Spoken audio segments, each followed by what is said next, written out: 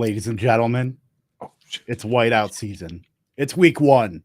We made it, folks. We are here. It is football in like 50 hours. Coop, what's Right. up, buddy? What's up, dude? Yo, I know we have a whole show sheet here, but I just want to skip straight to making DFS lineups. Let's just skip everything, dude, and just do some DraftKings, right? Like, it's football, baby.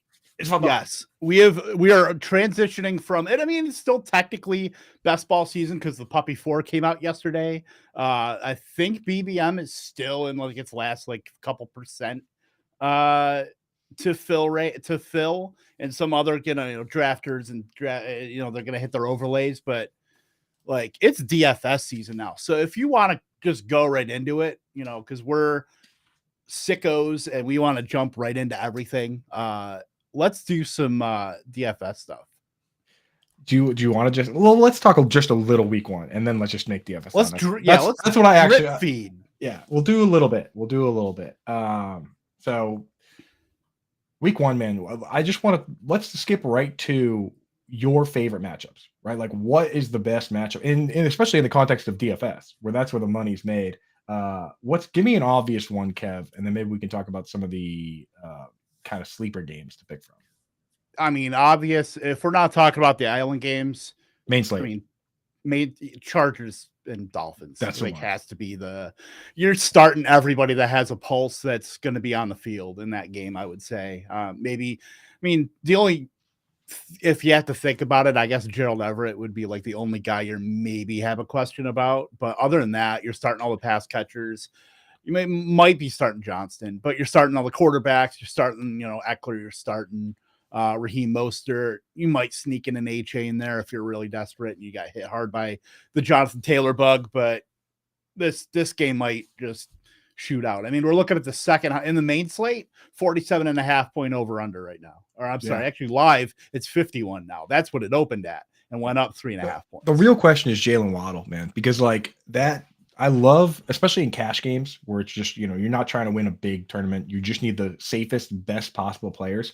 I love how the Dolphins, they roll out Durham Smythe, who is soaking up snaps. You want as many players in the field that are soaking up snaps, but not targets, right? Because that consolidates the targets among the guys we want. So when they roll out Durham Smythe and Alec Ingold last year was playing like 40% of the snaps, the fullback. When they roll those two guys out, dude, there's only so many places for the ball to go. So that's why I love Waddle. I love Tyreek Hill in cash games. The problem is if there's no Waddle, now you got Tyreek Hill out there by himself going up against a pretty good secondary. Is there would you consider they cut Chosen Anderson or Robin Chosen or Chosen Robbie with an I or Y? I don't even care what it is. Whatever he goes by this week. Right. Whatever he goes by right now. Like they released him, signed him to the practice squad, but that means he's not going to play. Is there a guy that you would sneak in lineups if Waddle's a no-go? It's tough, man, because we know how condensed this offense is. And then if you're leaving Tyreek Hill out there by himself, he could easily get bracketed. I mean, Tyreek Hill has the ability to just win no matter what, but it's so barren outside. I mean, I guess Braxton Berrios, and he can't be more than 3,200 on DraftKings right now. I haven't looked at it, but that's more of a big play. Or like a huge, if you're stacking your lineup and you want to punt somewhere. Right. Now, do you start? You have Xavier Howard and then Eli Apple, who, I mean, man, if I can get as many matchups against Eli Apple as possible, sign me up for that. But do you start Mike Williams or Keenan Allen if you're going to go that way?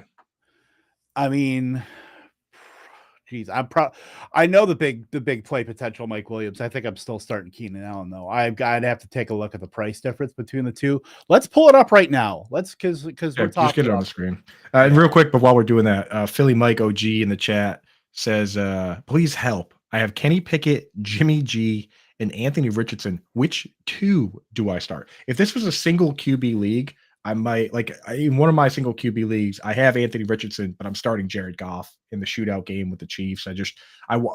Richardson for me was a long-term pick. I want to see it first, but in a 2 QB league, you're just starting Anthony Richardson, right? Yeah, I think 2 quarterback. I think you kind of have to play him at that point. So it's Kenny Pickett or Jimmy. Like you can't roll out Kenny Pickett and Jimmy G as your 2 quarterbacks week 1, dude. That is lying down a little. Even me, I like to play conservative. I think that's lying down a little too too quick. Yeah, you're cutting yourself off at the knees at that point. I think. I think you start Jimmy G, man. I don't the scariest game on the slate, and the one I'm avoiding completely, is the 49ers Steelers game. I've never seen a game have so many fantasy relevant assets, quote unquote fantasy relevant assets that we're depending on that has a 40-point over under. Right. To put in perspective, the Cardinals Commanders game has a 39-point over under, and the over under for that Pitt 49ers one is 40.5, and it opened at 41.5. It's going down. The sharp money is coming in on betting the under over there. So you got all these fantasy relevant assets playing in a game that might just be bad. And I think the Steelers can win that game. So 100%. Yeah. So for me, I think you take Kenny Pickett, put him aside, and start Jimmy G and Anthony Richardson, and just go with the highest risk, highest reward move.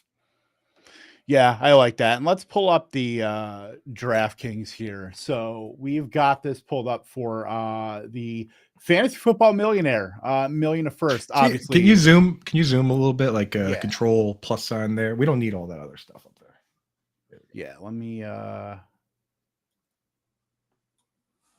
get it as close as possible. We don't need the rest. There. We're getting there. Look at that. Boom. Let me get this. What is that Johnny Munt lineup, dude? That's the placeholder. I was gonna say. I actually purposely put Johnny Munt. That's the closest Johnny Munt will ever get to a DFS lineup. Yeah, obviously, dude. Get him out of there. Get him out. They have Josh Oliver now. They paid him a ton of money. So Johnny Munt, Johnny Munt days, they never happened, but if they did happen, they'd be over. Yeah, exactly. So we were originally, because Britt, we want you to feel better. I know you're a little under the weather this week, but we originally were going to do this as a kind of a rotating, you make one pick, we go down the list, but it's just you and me, buddy. So I will extend the olive branch to you. If you're going to be doing this, because this is a GPP, we're talking 1 million entries once the main slate kicks off on Sunday. So. Well, I got a player usually. So my DFS tight end article comes out on Thursdays. That one's behind the paywall for Fantasy Alarm members, but for people that tune into our show, we like to give away some free picks from those articles. So I'm willing to give one right now. A guy that I'm fully in on, and it's actually, we talked about the Chargers Dolphins, but the more I think about it, with like Waddle being potentially out in the corners in that game, I don't know if I love that game as much as I like the idea of this Bengals Browns game. I think the Browns could outright win this game, and it opened at +2.5. Now it's +1. And I was talking to Corey Parson yesterday. He was very sharp on the betting side of things. He thinks it could potentially flip all the way to the point where it's either a pick 'em or the Browns are favored come Sunday. So in this game, I like the idea of starting a tight end, and so get over that tight end tab. Fairly cheap David Njoku here, $4,200 here, and not only do I think he could be a top 2 target on the team, but we forget the Bengals. Everyone thinks they're the same exact team they were last year because the offense stays the same, and that's all we care about for fantasy typically. But they lost both their safeties. They lost Jesse Bates and Vaughn Bell. These guys, these 2 players, were number 1 and number 2 in snaps for this defense last year, literally playing 98% and 97% of the snaps. And now they just have to bring in 2 brand new safeties at less money because they lost them because the Saints, and I forget where Bates ended up, but they paid these guys big money. So if they're going to have new guys over the seams for this game, man, Njoku, I feel pretty good about it from a 1 week standpoint. Yeah, I do like that. Certainly wanting to get a piece of that game, which I think, that game has the ability, Deshaun Watson's, certainly better than he was at the end of last year. I mean, that's always that's the thesis behind drafting him. Well, he can't be as bad as he was at the end of last year. So, do you want to go with Philly Mike's pick right now just to get that done with? And I know it's going to be the most popular defense, but yeah, that's the only pause I have with the Commander's defense. I mean, how high can they possibly get in something like this? Let's put them in 40, right now. They're too affordable. That's the problem. I don't know why they're not. Yeah, we knew this team was going to be tanking. We knew this team was going to be trying to lose since they've released DeAndre Hopkins. So why are they priced this way? It makes it, you have to make at least one lineup with them in there, but they're going to be overowned. So let's put them in there, and then if we need to find some money or if we have extra money, we'll move it around. Yeah, let's do that. And then looking, you took Njoku. So I'm automatically thinking, what am I going to do on the Bengals side here? Burrow's going to be priced up. Chase is going to be priced up. I'm obviously not interested in Irv Smith. I'm not interested in, for me, it would probably be T. Higgins. Yeah. I mean, I'm for it, man. It's 6,800 for what he could provide, as you can put up wide receiver 1 numbers. There's no reason why he can't. So I think it's relatively affordable there. And then what do you like as far as, anything else that we have to fill here? And obviously we can tinker with this. And these are some of the, Philly Mike's got some of the lesser options, like Deion Jackson's like the likely week 1 starter here at 4,100, 3K for Tutu Atwell. There's a $3,200 wide receiver that I think is just a stupid value right now. But I think he might be the chalk of the pay down options of wide receiver, and that's Marvin Mims. Yeah, let's get him in there. Here's the other thing is that we don't necessarily need to stack this game. So if we're kind of wishy-washy right now on. He's 3K. Sorry.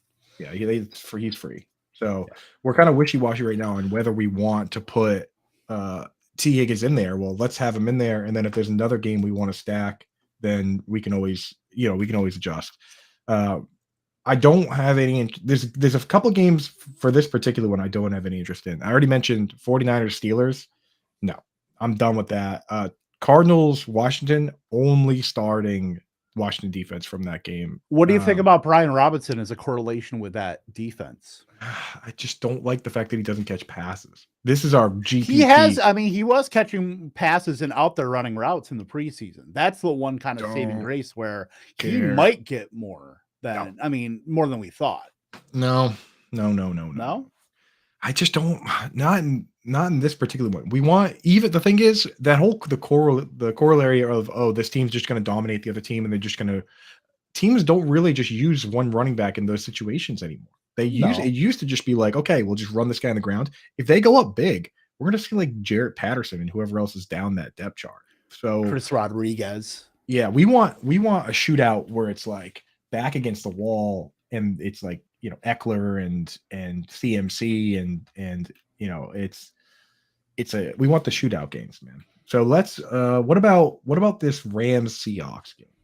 That feels like one of those West Coast the late slate. That game could creep into like the Sunday night pregame where that game is still going on and Curtis Sims is trying to do the highlights, and still, we're still talking about this game because there's 4 minutes left and it's 41-38. Yeah, exactly. Like that's what I want. And especially because like everybody else, they don't have any players left. So you're just seeing every pass your guy catches, you jump up like 100 spots. Like that's the best, dude. Yeah. So let's check this out. Now, JSN probably out. Either way, he's got a broken wrist. So yeah, and that consolidates that down to Metcalf and Lockett, really, for any serious options. No, not considering Noah Fant. Obviously, we have Njoku not playing double tight end, but that's pretty consolidated there. And then their DK is only slightly more expensive than Lockett. That's right. That's the rub there. And I don't really think there's any matchups that we particularly want to avoid. It's not like this team has a Sauce Gardner that plays, 99% of his snaps out wide. Like they don't really have anybody we need to worry about. So it's just kind of straight up, who do we like better? I'll let I love Metcalf, but right. Let me pull up just that game I was on it here. Yeah. Wide receiver. Yeah, Lockett's still 6,700. I thought he'd be lower, honestly. Yeah, Philly Mike makes a good point. The thing is, he brings up Cam Akers and how he did finish last year with back-to-back 100-yard games. He's league winner. Yeah. Really, that time when it matters most. But I don't know, man. I don't know about him in this game. We just don't know. That's the week 1 mantra, is we just don't know. Right. We're going to we're getting all the information. What we do know is that Seattle is locked in with JSN likely out to those two wide receivers. So Right. that's kind of what we do know. Let's put Metcalf in there, and if we need to find $300 somewhere, we'll go down to Lockett. Do we want to put Geno in there as our quarterback? I mean, I either want to go Geno or just go full Deshaun Watson, Amari Cooper. I already have a lineup in Philly with Amari Cooper. I like Amari a lot. So, what's Watson? They're both the same, 61 to 6,000. Yeah. Put him in, and then if we need to find it. Yeah. All right. Let's find some running backs. I want at least one like stud. And Joe Mixon's on the table. Bijan, maybe. Bijan's gonna be so popular. That a couple of the lineups I already have Bijan and the Falcons defense, actually. Interesting one. Albert, what's up, brother? How we doing, mate? What's up, Albert? Yeah. So let's do That's my chalk beater as far as not playing the Commanders. Let's go for a pay up RB here. Do you like Bijan? Put him in there. How much? What does it do to our budget? Bijan gets us up to where we've got pretty good flexibility, so we could still do a pretty decent running back and then kind of maybe a lower mid tier flex. So what's because of Mims being in there? What's the update on Kendra Miller? Like, I feel like every other day he's either give a full go or completely injured. I honestly wouldn't be surprised if he was just ruled out on like Wednesday or Thursday. Yeah. Well how much is that's Jamal what Williams? it seems? Because you got the only concern is like Taysom Hill. But do you see Taysom Hill is listed on the depth chart as quarterback after all? Yeah, you've seen there's a lot of blowback by FFPC because they changed his position on FFPC. Oh, yeah. Really? Dude, there's a lot of blowback, especially for like best ball, where he's been drafted as a tight end. And now when people are making their positional allocations based on the fact that he's a tight end, now he's a quarterback. So yeesh, dude. That is a bad precedent. But anyway, Jamal Williams 5,100. Well, let's put him in there. What does it look like? That's 7K. We got a pretty good flex. And that's the flex. Okay. And remember, we have money to work with, or we can we have a lot of them. Yeah. Where we could even put in Mixon. Well, how much is Mixon? 68. Well, I'm saying that we have money to work with. Like, for instance, if we wanted to go up to 7,300, we just switch out Metcalf for Lockett. Right. So if we liked Keenan Allen in there instead of Mixon, I kind of just like Mixon though. Yeah, I don't mind Mixon at all in there. I mean, Travion's just coming back now. Right. I mean, I don't really see Chris Evans working his way into anything more than what, 1 or 2 carries, 10% of the snaps. I think Mixon's got that, at least for week 1, has that pretty locked up as far as every running back touch. Yeah, it gives us correlation with the Njoku and Higgins. Yeah. So do we have $200? I mean, that's Lockett was 68, right? You said. I think we're good. Yeah, I think we're good on that one. Let's pop this puppy in there. So this is a GPP lineup, and I like the idea of using the guy like Marvin Mims. I don't know if I would use Mims in like a cash game lineup, Right. He would be like if you've like Da Vinci coded this entire lineup, and then you have a perfect 3K left, maybe, but that would be the differentiator. I mean, still in a GPP, you're talking 30%, I would say, with Mims. Yeah. So before we get into the next lineup, as far as week 1 goes, is Bijan the thing you're most excited to see for this week?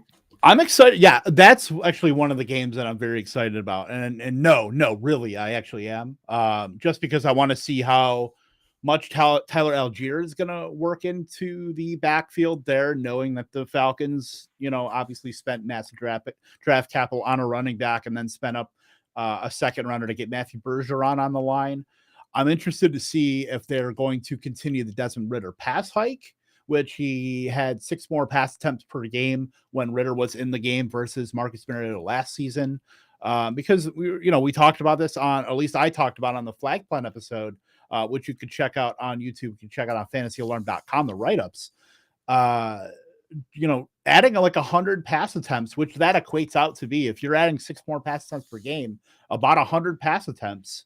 If Drake London is getting 25% of them, that makes at least one guy pretty damn viable, and that would likely be London. You could see that trickle over to Pitts too, but that's why I'm so high on Drake London. But I want to see, can this pass game actually be fantasy relevant, which that would certainly be if they're going to be passing the ball a little bit more. Well, I think just the move, because we forget Mariota still a fairly mobile quarterback. Just the move away from Mariota, like there's no way they throw as little on the season as they did last year. It's not possible, right? Like that's when you ask the question of like what team has the biggest jump in pass rate, a team moving off a mobile quarterback is a perfect example. And on the flip side, what team runs the ball more? The cheat to that answer is the Colts. Because if you look at the teams that had the highest run rates last year, number 1 was the Bears. Number 2 was the Falcons. Number 3 was the Ravens. And number 4 was the Eagles. Like for questions like that, if we're talking about how it affects the running back, you almost have to take the quarterback carries out of the equation because it skews the numbers. The top 4 teams all had mobile quarterbacks. If you wanted to look at just running back run rates, now you have you need a different set of data. So, like questions like that, like, yeah, I think that they do. I think we see the Colts running the ball a lot more, even with Jonathan Taylor missing time, just because the fact that the quarterback's going to run it a ton. Right. And if you look at teams that are going to run more, I mean, my pick is Packers. I think it almost has to be with looking at Jordan Love. At least I think they're going to spike up, and then maybe as the season goes on, they sprinkle in some more pass. But it's really going to be about comfortability, knowing you have 2 good running backs behind him without Aaron Rodgers audibling at the line. You see a Matt LaFleur offense, the way kind of he intended. Which is, obviously we're talking about the Shanahan tree. We're talking about wanting to run the ball, with multiple running backs. So I think you're going to definitely see that there. And then as Love gets more comfortable, I mean, this is going to be the year for Love where is he going to be the franchise guy? And I think at least he's going to be handled with some kid gloves early on. We liked what we've seen in the preseason, but now we're into real games. Now we're into, nut cutting time here. So yeah. And I think he wants AJ Dillon to be Derrick Henry so bad. Like that's what he's always wanted. I think he might just be TJ Duckett. I wouldn't be surprised if LaFleur, TJ Duckett, nice pull, dude. Falcons. TJ Duckett was awesome in NFL Street, if you remember that game. That was the OG, like Thunder and Lightning, him and Warren Dunn. For sure. Yeah. So I saw the Juice had a question in the chat. Burrow is playing for sure, right? They haven't confirmed 100% yet.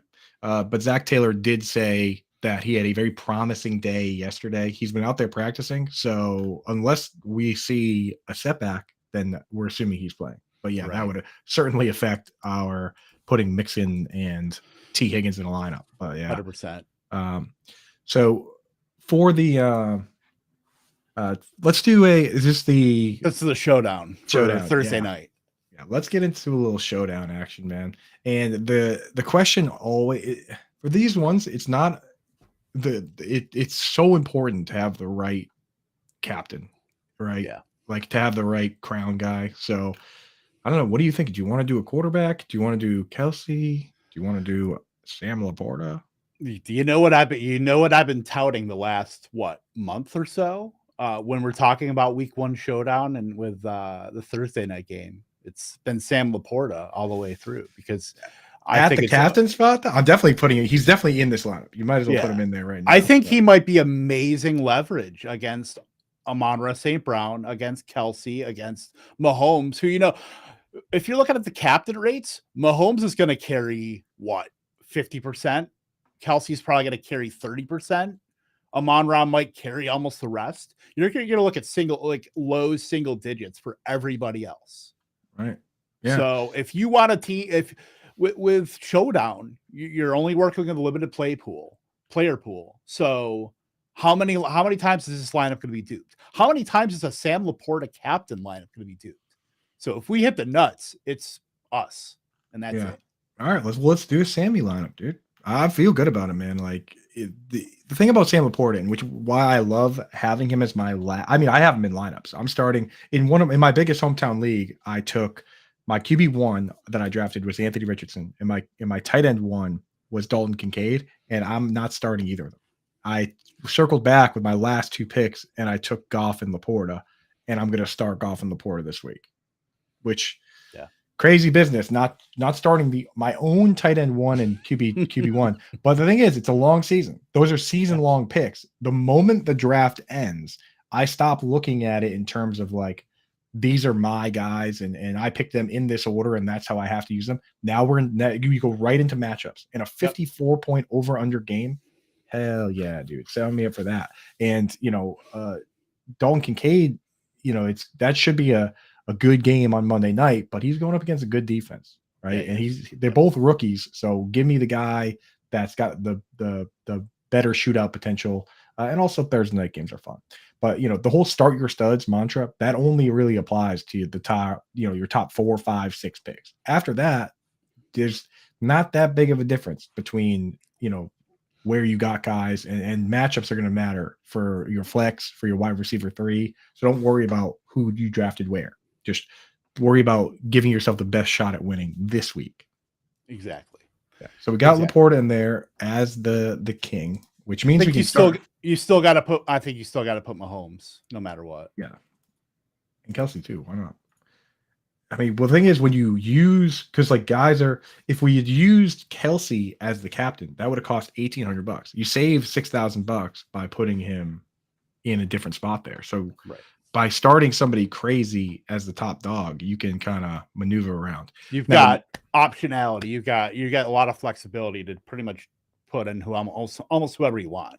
Now, one player I think is going to surprise people this year, and honestly shouldn't be surprising, but it's David Montgomery. And the thing about it is there's kind of 3 camps of Jahmyr Gibbs people. There's the people that think he's going to be amazing and just take over the full job.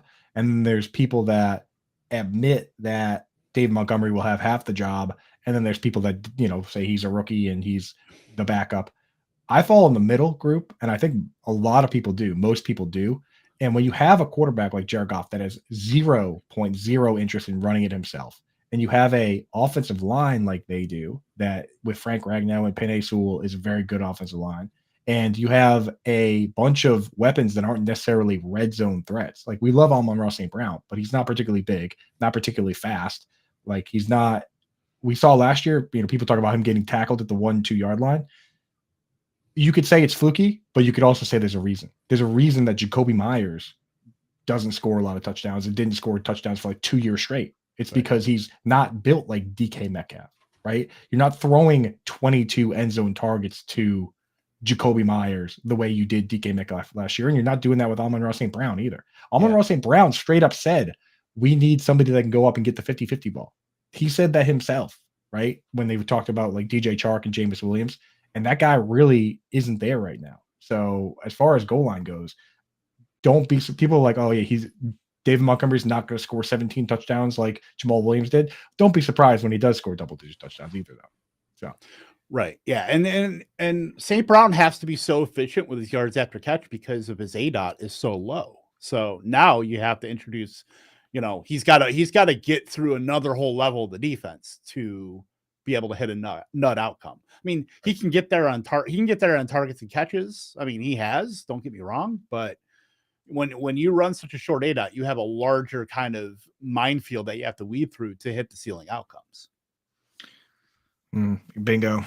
Dude, so I've been tinkering with on my screen, different options here. And who did you put in the lineup there? I put in Montgomery because I do like that. Dude, so if you put in David Montgomery and Jared Goff, that gets you 2,300 for. Dude, so close to being able to get Noah Gray in there. And I just hope you did the Noah Gray shovel pass. Dude, $100 off. $100 off. And I don't think there's any way to finagle it either. Dude, you could start a lineup with better bosses guy, Richie James. I thought about that. He's banged up though now, right? Yeah, it's tough. I would like to throw, Butker's 4,400. Oh yeah, Geek Mill in the chat, dude. What up, brother? What's up? How we doing, What's man? up, buddy? Jeff, help us with this lineup here. We're trying to figure it out. So you want to get Goff out then? That's probably if we're.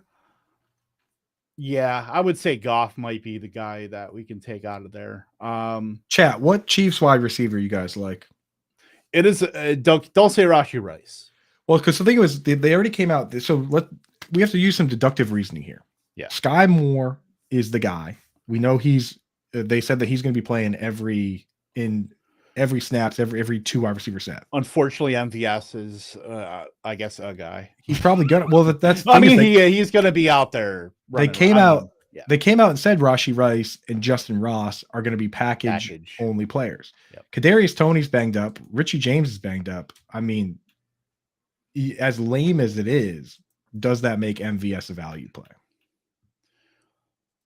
I hate it too. We trust me. We know what MVS can do. We certainly know what he can't do as a Packer fan. But man, I mean, Justin Watson is out there too. That's the thing. But he is going to be he is literally the Allen Lazard of this offense.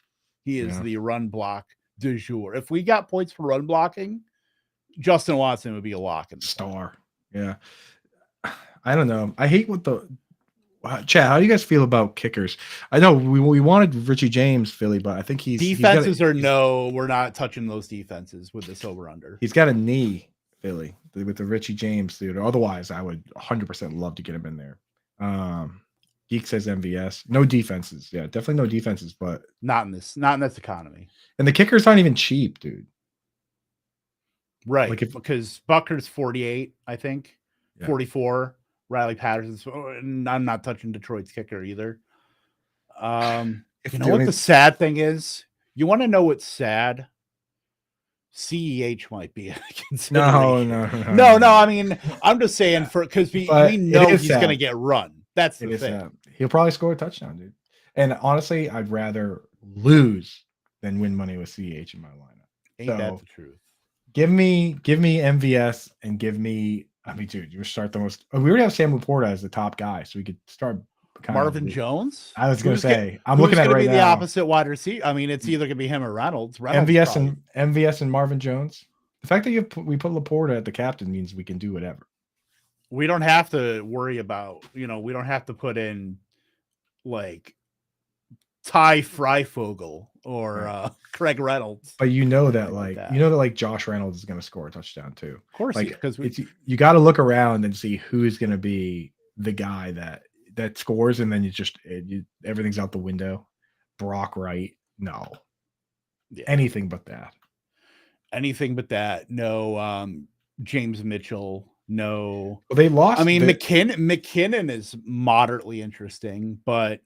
We have to then we have to go into how is the Chiefs backfield going to divide their touches, and that's a hornet's nest in and of itself. Yeah, I don't want that. Let's go with this one. We could always circle back and make just a Laporta Mahomes, Kelsey, and the Dusty Bunch. Let's go. Noah Gray is catching a touchdown pass now.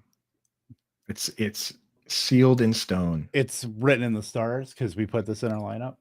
Yeah, Jack, Tony is the lotto ticket, but he hasn't played all offseason. When was the last time he even practiced? Is he practicing now? I have no idea. I put this lineup in for I'm doing the 50K spy this weekend with Gino. I'm doing the premium double with Metcalf and Lockett. Higbee is my bring back at tight end. Look at this. Jack, this is full on galaxy brain. Look at this, Pat. Just yesterday, Patrick Mahomes gushes over Kadarius Toney's return to Chiefs lineup, and Andy Reid said that he's good to go after a lingering knee injury kept him out. Well, he's good for about 14 snaps. Yeah, I know, dude, and one touchdown. So, yeah, man. I mean, I'll go back into the showdown here because I do want to take a look because I do see the Khalif Raymond. Where are we? I mean, Khalif Raymond's right now, I think he's the 4th wide receiver. I mean, he's still going to get snaps, but I just don't think Marvin Jones is locked into probably percent All of the right, well, routes. let's say we start the lineup with with Patrick Mahomes as captain. We'll do a second one. I just put that other one in. Okay. Patrick Mahomes as captain, Kadarius Toney, and Khalif Raymond. Mahomes. Travis Kelce. Oh, hold on. Mahomes, Kelsey, Tony. Yeah. Khalif Raymond. This is the one where we just make the most fun lineup. Put Jahmyr Gibbs in there if we're just going for the most fun players, right? This is a vibes-based showdown lineup. Yeah, you know who fits. Don't even scroll down to see who fits perfectly in that last spot. I have to scroll down. It's 3,700. Did you see who it is? Oh, dude. I just said this was a vibes-based lineup. I just said I would rather lose than win money starting Clyde Edwards-Helaire, but he fits perfectly into this lineup, and no one else is even close. Why is he? It's just he's the only player at 36, even close to that range. When you tell a story of Chiefs and Lions on Thursday Night Football, Week 1, when the Chiefs get their Super Bowl rings, I don't think you could tell this story without a Clyde Edwards-Helaire 2-touchdown game. I know. Get him in there. This is man. We went from vibes-based. This is why you don't let the chat make the lineup, dude. This is ban everybody. Yeah. No, I actually kind of like it, dude. Well, hey, shout out chat. If we win big money on that, I'll circle back. Pizza Philly, party. Yeah, pizza party. Philly, Jack, Geek. We got you guys. The Juice and Albert. If you guys are hanging around still. All right, let's do a cash game lineup. Very serious lineup. Like, let's say you were gonna let's not actually do it, but let's say hypothetically you were gonna play somebody heads up one-on-one. Your buddy's talking trash, and he's like, "I'm just straight better than you." One-on-one. Yeah, I've got a buddy that's already talking trash on my text messages right now. So yeah. So let's say your buddy's talking mad smack, and he wants to do a $500 just heads up, or even $100 heads up is kind of psycho stuff. So let's go in. Don't make it a big no, I'll just so we can at least see salaries and stuff. Hypothetical, yeah. So let's say hypothetically, you're just going to make the safest a lineup that if somebody was going to challenge you head to head, you're just like, this lineup's airtight. In chat, let us know at any price point in the chat. Let us know players that you're just like, this guy is locked in no matter what. Like the floor is good no matter what, and the ceiling you like too. Like I almost feel like a guy like Devontae Adams is like just affordable enough. I mean, is he affordable? Kind of. I mean, I'm in the wrong section. I guess kind of. I mean, 7,900. At that point, I would just rather take Jamar Chase. Chat, you're putting what player would you put? Philly Mike says Joshua Downs. That is the complete opposite. Honestly, Tyler Higbee. Maybe Tyler Higbee. If I had to bet my life on somebody catching one pass, Tyler Higbee. Although Tyler Higbee last year on multiple occasions played 80% of the snaps and put up a straight up 0 in fantasy football. He's got a good matchup with Seattle. I mean, Seattle's a great matchup. We know they play zone a ton. Higbee can literally sit in there. Philly, that's the opposite of the answer we're looking for. Rookie slot wide receivers with a mobile quarterback playing his first game. That is a complete opposite, bro. Right. Give me somebody that you think is actually truly safe. That is what is the opposite of a cash lineup? A bankrupt lineup? Right, for real. At running back, let's see. The guys that I like, that you could build that I would trust with my life: Christian McCaffrey, Nick Chubb, Austin Eckler. I think I would want to keep Bijan out for this particular one. I think he's more. I do think he's more of a GPP play. Yeah, Josh Jacobs, Derrick Henry, J.K. Dobbins, man, against Houston. It's just it's a brand. I know, I get it, but if we're banking on the Todd Monken offense opening things up, we know J.K. Dobbins per carry on a. Yeah, he's very safe. Yeah, okay, let's get him in there. And he's not that expensive. No, he's very, dare I say, reasonable. To the reasonable Kevin Tompkins. So this is a situation where I would start if he was healthy. if he was healthy, Jalen Waddle would be like a perfect example. There you go, Philly. That's what I'm talking about. Josh Jacobs versus Denver. That's one where it's like the 2022 DFS chalk donkey himself, Josh Jacobs. How many slates did he ruin last year? Right. Multiple. This is okay. So this is the lineup where we start Amari Cooper, right? Yeah. 5,800. He's affordable. He's clearly the number one. It's the same offensive philosophy as last year. We want as few variables in this. So in the other lineup, we want as many variables as possible. We want like that. We want to be able to take advantage of really underpriced players. If you're playing just somebody straight up heads up, you want as few variables as possible. And I feel like Amari Cooper is a great example. There is one person on this screen right now that is so horribly mispriced. Who? Brandon Ayuk. Against the Pittsburgh secondary. Yeah. 49. Jordan Addison is $200 on him. Like what? Like I know week one pricing is kind of ridiculous, but I can't believe that seems like a big oversight. I mean, I look thought at the guys around him. I thought Pittsburgh was going to sign Patrick Peterson, and then Patrick Peterson before the season started was going to retire. Like I thought that was going to end up being the case, that like after 17 different videos of Jahan Dotson just dunking on him in practice, I thought and like in the joint practices and like George Pickens, right? Like George Pickens dunked on him all summer, right? It's just like he's Vince Carter, right? So that's what I mean. Yeah. So like George Pickens been dunking on him all summer, and I thought that he was just going to be like, you know what, I'm done. But apparently he's going to start for the Steelers. So Commanders have got to be in there, by the way. Brandon Ayuk, yeah. Commanders defense, of course. Brandon Ayuk has got to be in there against, yeah. Levi Wallace and Patrick Peterson and Joey Porter Jr. Joey Porter Jr. better jump that depth chart. Right. Like, yeah, there is like he had a good camp. Talk about roadblocks, and then those are like barely speed bumps. Oh, dude, look what Philly put in the chat. That might be too risky, but you're talking exactly my language, Philly. Right. Michael Thomas is more expensive than Amari Cooper. I don't even mind Sutton at 5,200 either, for being honest. Given the situation, yeah, right. Oh no, Michael Thomas isn't more expensive than Amari Cooper. He's cheaper.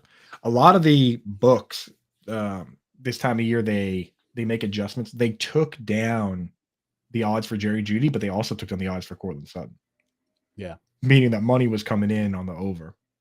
Big time. Had to be. Yeah. What do you think about this team? Brad McCoy in the chat says, my 10-team PPR is Trevor Lawrence, Jahmyr Gibbs, assume it's Aaron Jones. My guess would be Aaron Jones, Justin Jefferson, AJ Brown, TJ Hawkinson, Chris Godwin. Jeez, what did you have? Only first. Did you have like 10 this was picks? Twitter would be like, was this a 3-team league, bro? Yeah, it's 10-team league. I mean, so yeah, that's how you do it. Well, it makes sense though. He must have gone Jefferson, AJ Brown, Aaron Jones. Yeah, maybe Gibbs, and then Hawk and Godwin. Wow, yeah, that's a great team, man. That's a nice squad. That's a stud squad. Yeah. So Philly, totally agree. Again on Nico Collins, but this lineup we're making here, we're going for the safest possible players.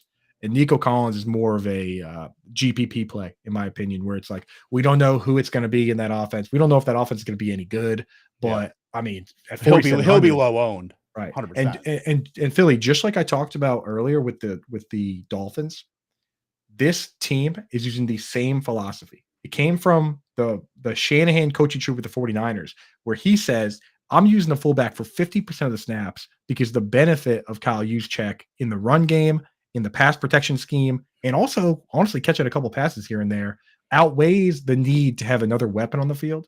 And they've been so successful with that the Dolphins took over the same thing. They used Alec Ingold 40-50% of the snaps. The very first thing that this Texans crew did, it's DeMeco Ryans and Bobby Slowick, who both came over from the 49ers. The very first thing they did was go out and get Andrew Beck, the fullback Andrew Beck, and he's played virtually every snap with the starters in this preseason. So we know they're using that same philosophy. And what happens with that philosophy is it benefits the running back, and if you use a fullback that much, there's no wide receiver 3. That's why we don't even think about the wide receiver 3 on the 49ers or the Dolphins. And now with this Texans team, there's going to be probably 2 guys playing a full snap share or nobody playing a full snap share and a lot of rotation, which is going to be great for whoever gets that job. But the problem is for this particular build we're doing is if Nico Collins isn't one of those 2 guys, then we're in huge trouble. Yeah, right. we're sunk. Yeah, so that's a great GPP play where you're trying to win $1 million. This lineup we're doing right here is like, I just want to beat my buddy one-on-one. So we're going to try and go a little bit safer if possible. Yeah. And also my Andrew Cooper bingo card is reeling because you did not say Bobby Slowick worked at PFF. Oh, geez, dude. You were ready to check that one off? Shout out bingo. And I was like, oh, we're almost no. Yes, we were so close. Yes. Oh, for those that don't know, that's why I've kind of been off Dameon Pierce, is that like Dameon Pierce graded outside the top 120 backs in pass blocking. And Bobby Slowick, who honestly, it's great news for us nerds, right, Kev? Because like the fact that he's the offensive coordinator for the 49ers, he worked at Pro Football Focus for like 3 years, right? So did our buddy Joey Cardolano, who still does some stuff for us at Fantasy Alarm. Like, there's hope. The real original great hope for us, it was Jordan Todman. Todman, where he ended up ruining everything by going on this it was a misogynistic type rant about when their closer, the domestic violence closer, it was a whole thing. He lost his job. But this guy was a finance guy in New York that figured out a formula for winning DraftKings in baseball. And he was so good at it that he quit his job to do it full time. And then he was so good at that teams, analytics groups around the MLB started reaching out to these people being like, hey, like, we think that the things that you figured out and the formulas that you have can help us. And he ended up getting hired by the Astros, and he made it all the way up to assistant general manager before blowing it all and getting fired. But like, that's the dream. Like, that's when you sit here and you say, hey, you know what? I'm actually pretty good at this. There's a precedent set for a couple people that come from the analytics community that end up being legitimate GMs and coaches. So just keep that in mind when you're putting Noah Gray in your lineup. This could be your big ticket. Yeah. Keep that in mind when you call everything machine learning stats. Well, dude, the thing is, when I say that, though, it's not a knock on them, Kev. No, I know. A lot of those stats are machine learning stats. No, they are. I'm just, Right. But yeah, so sometimes when I say it in a derogatory manner, I do sound like, like I sound like Jack Edwards, the Bruins announcer. I'm just like, these kids with their composite sticks and their time on ice stats. He's like, I don't want any part of it.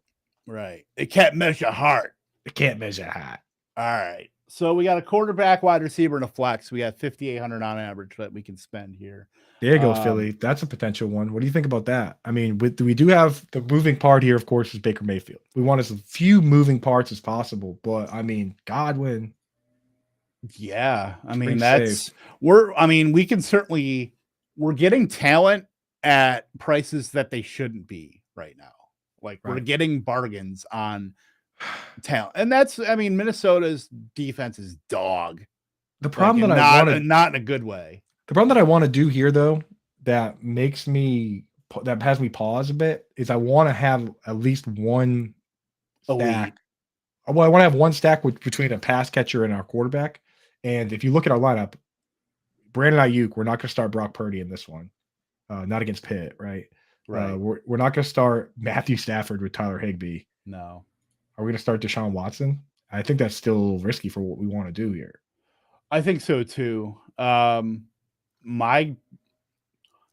Lamar Jackson against Houston. Yeah, that would be the only thing, and then you're really leaning into.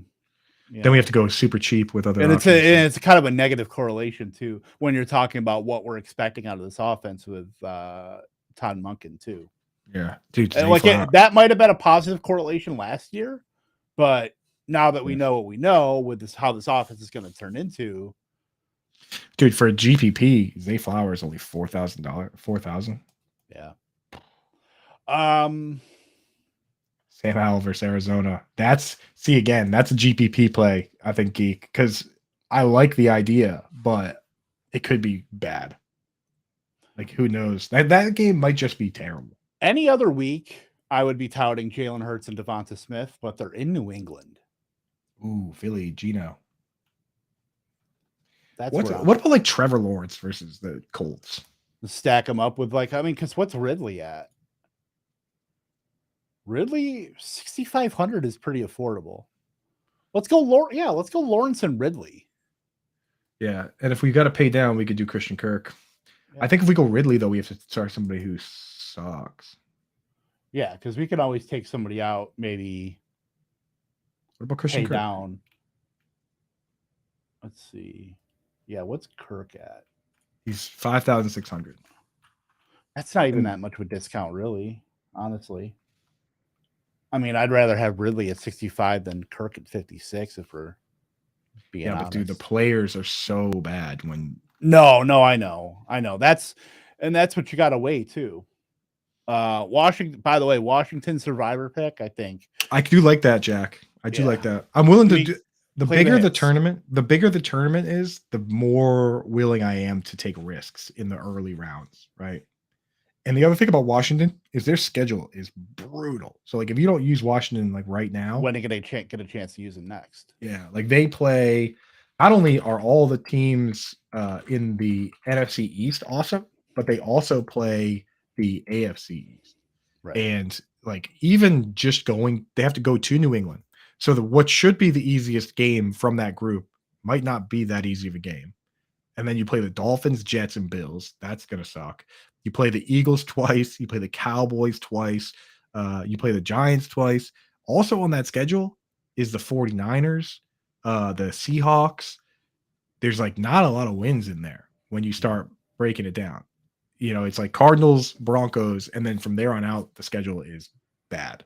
So Washington in Survivor week 1, that's what I'm doing. I'm willing to lose my entire season. And honestly, I got so much going on that if I lose my Survivor pool week 1, I'm like, great. One less thing I need to submit. You know what I mean? Like I got a lot of lineups to go. I got waivers for like 100 leagues. It'd be great to just get eliminated early. Mike Williams, 5,700, Kev. What about Deion Jackson? If we want to just keep our lineup as is and float in a starting running back at 4,100. I think Zach Moss is out, right? Well, he's likely out. Yeah, let's do that. I like that. So I mean, we're still. I don't know where my. And that's the bring back too on Jacksonville.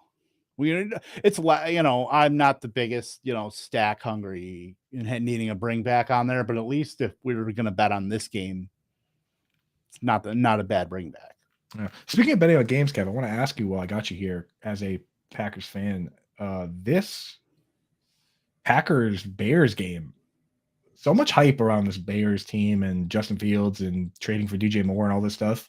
For the game to open up, this game, it's -2.5 in Chicago. Like, what happened to the whole revolution, Kev? What happened to the whole the bad man Aaron Rodgers is gone, and now the fun times begin? Like, owner's out of town, man. They're not even getting the full 3 points at home. Yeah, it's like, hey, when the owner's away, the chalk donkeys will play. And would you be willing to take the Packers to win, to outright win?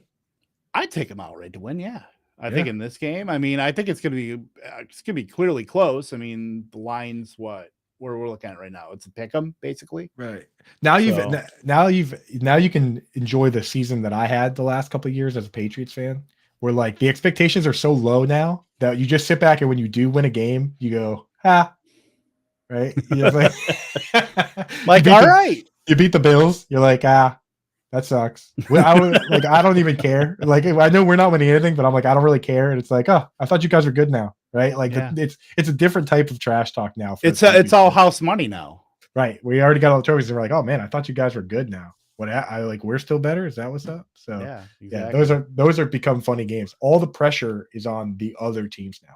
Like, as a Bills fan, I know Bills fans are all happy-go-lucky, and they lost 4 Super Bowls in a row, so you can't really kill them because they're already dead.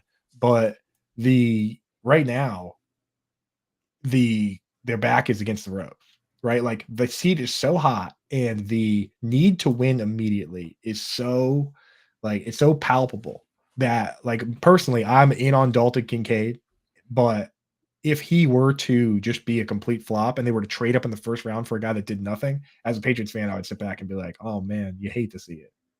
Yeah. So, Right. right. So we'll see on that, man.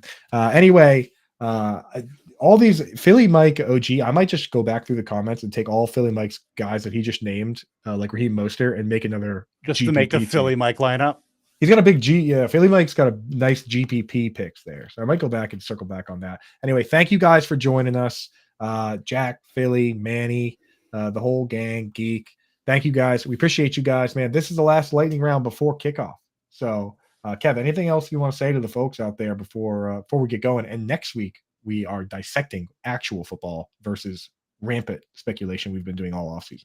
Yeah, I mean, I do like this DFS talk. I think we need to make that a weekly kind like of it. thing here. Fun, And we'll man. have Britt, and I'm excited. But let's, I'm going to be doing the target report on Fantasy Alarm this year. Very excited to do that. Check that out in the archives on Fantasy Alarm.